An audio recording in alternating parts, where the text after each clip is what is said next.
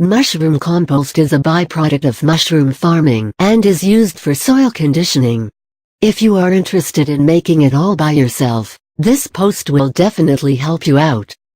Growing mushrooms is not a difficult task. All you need is a nutrient-rich compost to grow them. Mushroom compost is a result of decomposition caused by microorganisms. Microbes survive and multiply in organic matter rich in carbohydrates and proteins. Water is also an essential requirement for the growth of microbes, but only an adequate amount. Excess water creates an anaerobic state which hampers the growth of microorganisms. Hence, it is important to use optimum amounts of these substances to produce nutrient-rich mushroom compost. Making mushroom compost is a fairly easy task. All you need is adequate amounts of carbohydrates to provide energy to microorganisms, nitrogen for protein supply, air, and moisture to aid in their growth and multiplication. Preparing mushroom compost.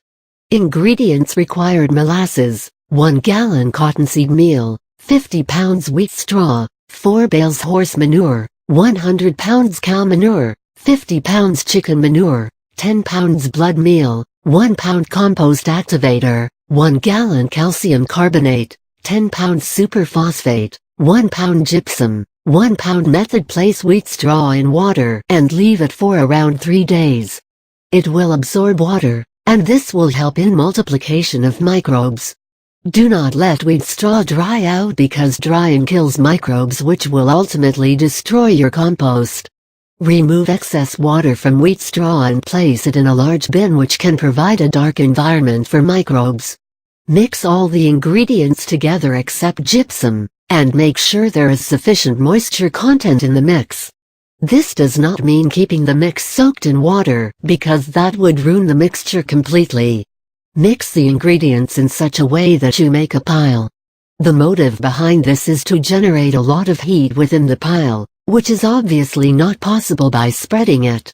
The pile should be loose enough to have air pockets. It should have a wide base with a tapering top, and measure between 3-5 feet in length and breadth. Let the pile of compost mixture stand for 6-7 days.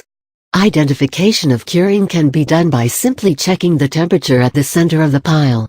If the temperature is between 150-180 superscript OF, rest assured that the process of curing is going on well. The temperature within the pile reduces after some days. Check for it and remix the pile to generate heat. You can also add some water if the compost has insufficient moisture. Stack the pile again and leave it for further curing. If you find development of white fungus at the center of the pile, be happy that your pile is attaining required temperatures for composting. This fungus is called actinomycetes and is found growing only at high temperatures. After about a week, add gypsum to the pile and mix the compost properly with the white fungus spread evenly in the pile. Add water in sufficient quantity to make up for lost moisture. Leave the pile for 5 more days before mixing it up again. The next mix will give you a small pile because the mass of the mix reduces due to composting. The final mixture will be blackish-brown in color with white fungus all over, having a pH between 7.0-7.5 and an earthly smell.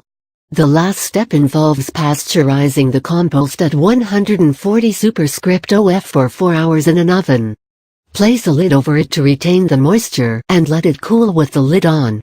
Remove the lid only when you are ready to add the mushroom culture in it.